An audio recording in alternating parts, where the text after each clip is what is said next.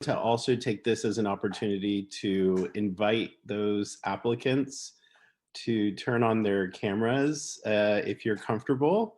You have two amazing colleagues who have traveled through Latin America together. Julie and I are fortunate to be here and to be presenting on these two topics.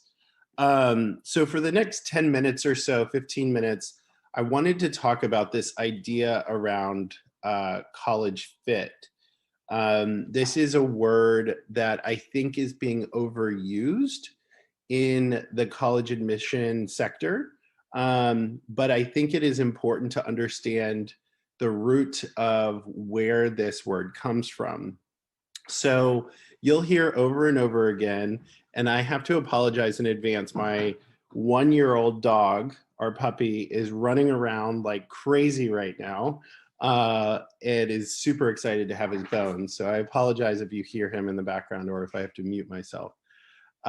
So getting at this college fit, and before we get there, I just want to, introduce where I am in the college process. So I've worked for two institutions, Tulane University and Sewanee, my alma mater.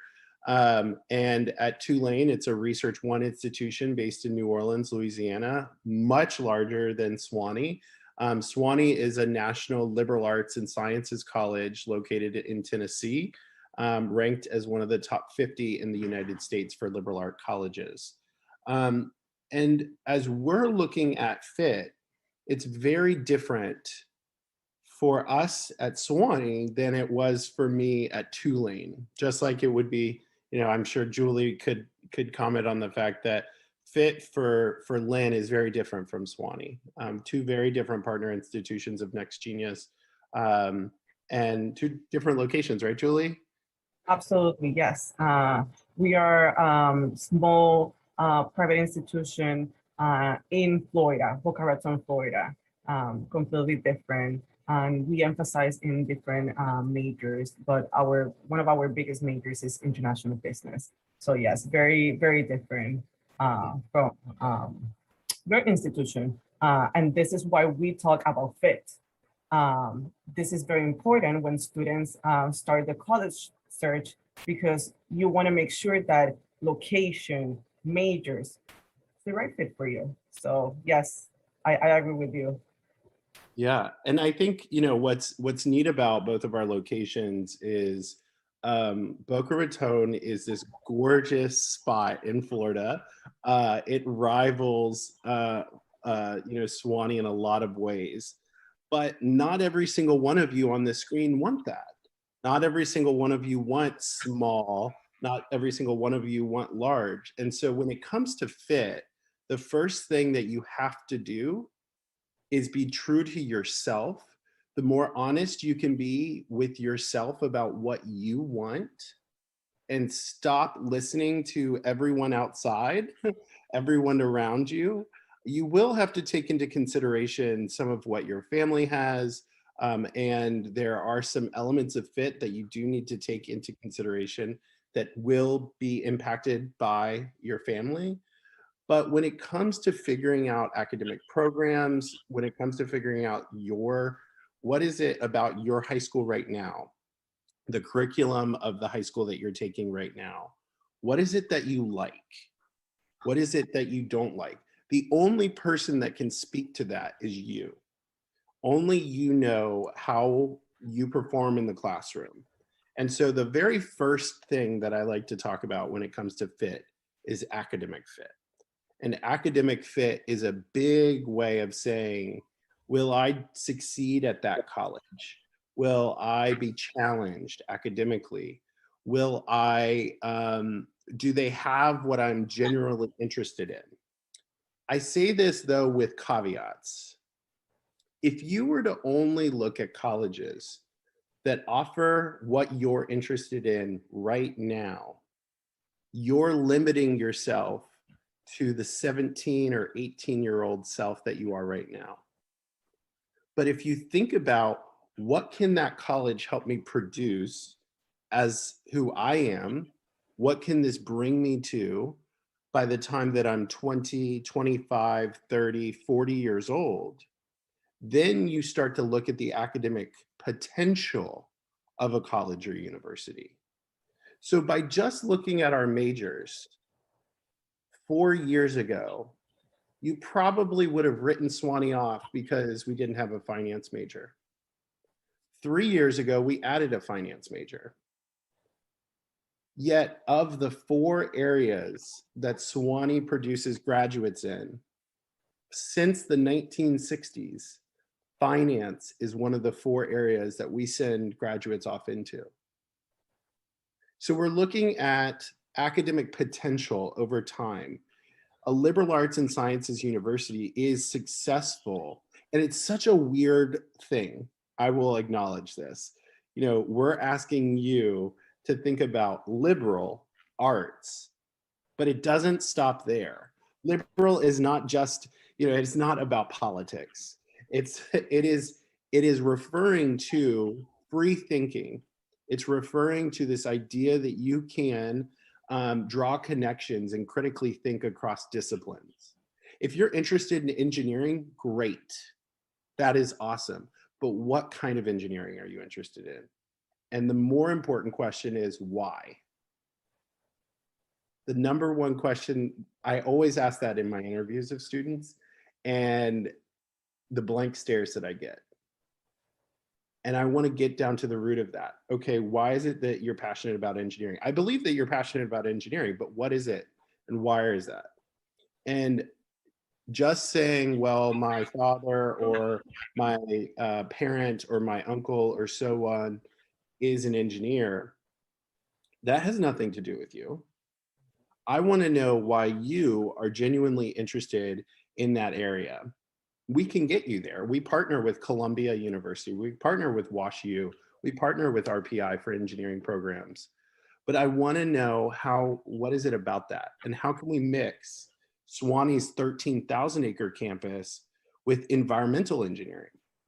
That's probably pretty important given the world as things are happening with climate change and as the world, the superpowers of the world are growing their economies. Environmental engineering is probably going to be a big thing to be looking at going down the line. So academic potential is a big part of that.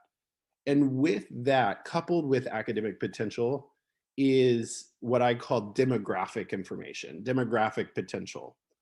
Demographic potential is like size, location, the culture of the people there.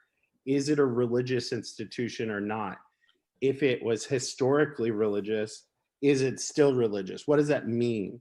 What does it mean as a Indian citizen, Indian national to come to the University of the South? And that's a great question that you could ask Sampav, one of our very first Next Genius scholars, about being Indian at Sewanee. All of that social elements go into the demographic play. I don't believe that there is such thing called a perfect fit. I think see these as levers, right? You're going to pull this one up. That might change how this one is. You might be really interested in international business, right? And be looking at Lynn University.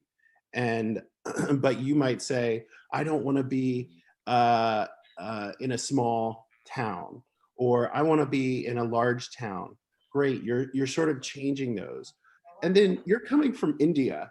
Small and large is so different than us here in America. Sewanee is on the second largest campus in the United States, but we only have about, 1,700 students on campus. So our campus size in kilometers is about 52 kilometers. That's huge. And yet you have about 3,000, 4,000 people that live in that area. That's small compared to what you all probably are used to. But you go to Nashville, which is an hour and a half away, and they've got over 1 million people. And that probably doesn't even include the number of tourists and stuff that come into Nashville City Center. Those two things, academic potential and demographic potential, are things that you should be looking at. Um, and asking questions about from the students, I think is more important than asking Julie or I about our experiences, because the students are living that experience right now. I graduated from Sewanee in 2013. My experience is so different now. And some representatives work for colleges they didn't go to. And that's totally fine. That's why, asking the students about those sort of experiences, their experience on campus. Dietary restrictions. Where does the school get its food from? At Sewanee, we don't contract out our food with a large company. We do everything in-house. 20% of our food comes from local farmers, local producers. What do you think that means for your experience? Every single student at Sewanee has an unlimited meal plan. So those little things that can make or break your experience along the way. And then the dreaded one that nobody likes to talk about with fit, but is an important part. And I mentioned at the beginning of this presentation that I would say what was the root of fit. Now, I promise I haven't forgotten about that. I will get to it. The one area that you have some control over, but not really, is financial fit. Institutions have needs, just like you all have needs. We as an institution at Sewanee have made the commitment to meet the full demonstrated need of every single admitted first-year student. That includes international students. So when we're making decisions, the three categories we're looking at is academic fit, your social fit, that demographic information that you're talking about. How well do you align with the institution? And the third piece of that is the financial fit. Justin, as I talk about it, my voice comes down like an octave, because it's something hard to talk about, but it is the reality. And when you're looking at colleges, you have to understand, as you're looking at the 3,000 plus colleges in the US, plus all the colleges in India, plus all the colleges in Qatar, or wherever else you might be looking, you need to ask, does your school meet the full demonstrated need of an international, of me? Well, if I'm admitted, will I need to worry about my financial need? For Sewanee, we are need aware. So as we're considering that component, we are trying to admit students, the strongest academic students, the strongest social match that we can fund to come to Sewanee. Because our worst fear is that we give you a little bit of aid and you struggle your 4 years at Sewanee. We would rather give you the amount that is demonstrated in your need, so that you can thrive on our campus. And when financial need comes up, there are a couple of components with financial need. There's what the university will charge you, so direct costs. So that tends to be tuition, room, board, and fees. And then there's indirect cost. Indirect cost is personal expenses. No matter where you go in the world, you're going to have them, right? As an international student, when you come to the United States, we require health insurance. That by law you have to have. And it's probably a good thing that you have it. For Sewanee, we budgeted your flight, your personal expenses, your visa cost, your health insurance costs, potential taxes that you might run into as around $4,500. So if we fully funded a student, you still need to have around $4,500. And I saw that question come in about minimum. That really is it. $4,500 is the minimum, because that is what you would need in order to support yourself. Now, is that what it costs? Not every student. Is that what it would cost a student to go to Lynn? No, not necessarily, because your personal expenses are impacted by your demographic fit. So where you're going in the United States, you can imagine like going to New York City. is going to be much more expensive than coming to Sewanee, Tennessee. What are some of those costs? Well, you need a thick jacket for the winter. You need to have, how do you get to class? Is it easily walkable? Do you need to take Uber or Lyft or something else? Those other costs, what about meals on campus? So trying to get an understanding of what your costs will be as you're applying to colleges is a good part. As Davika was talking about, researching colleges, that's part of it. Researching finances, asking Julie and myself these questions, I'm giving you that information now, but being intentional about what it is. And then finally, as we're going through the admission process, I love working with students that are, the common question is, well, what are you looking for as part of admission as I wrap up? I'm looking for someone that's going to fit those categories, the academic fit, the social fit, and the financial fit. But I'm also fully aware that we fully fund about 10 students in every class. I'm looking at students that are going out of their way to really do the research. They're connecting with Sampav or Dahir or any one of our Next Genius scholars. They are asking questions, and good, solid questions. They're getting their documents in on time. That is a big one. The number one thing that prevents, about 3 or 4 Next Genius scholars from being included in the process is not getting your documents in. And really taking a point to connect with me so that we can have a one-on-one conversation. So we have virtual counselor appointments. This is my invitation to you all. Go to our website, sign up for a virtual counselor appointment with me or someone else on the admission staff. And it's more of a conversation than an interview. So just treat it like a conversation. The more relaxed you are, the easier that conversation will be. So I don't want to keep going any further. The last thing I'll say, and before I turn it over to Julie, is where did College Fit come from? So College Fit through the years has been a way for colleges. It started from us on our side of the desk to talk about how we basically read holistically applications that come from wherever they come from around the world. It is our formula or method of admission. So Julie could talk about the same fit in the context of Lynn that would be similar, but maybe probably different than Sewanee.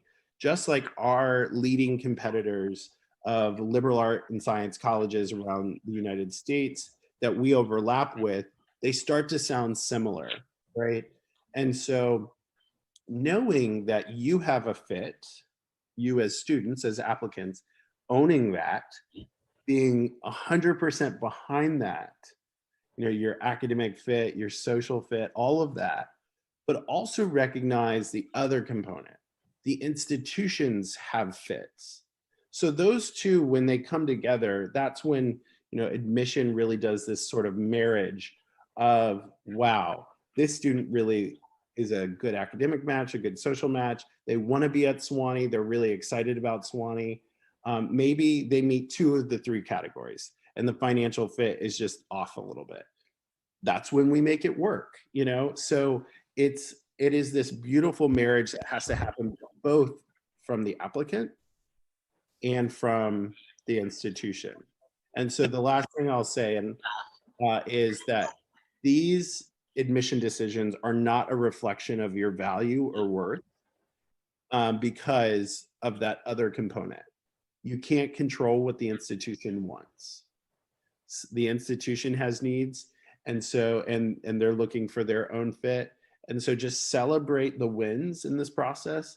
Be happy about it. Start doing that research now. I'm sure you all have one of these, as you can't see from there you go, on you at all times. If you spent just an hour, 1 hour every week looking at one different partner college, you would be fully immersed in 25 new colleges.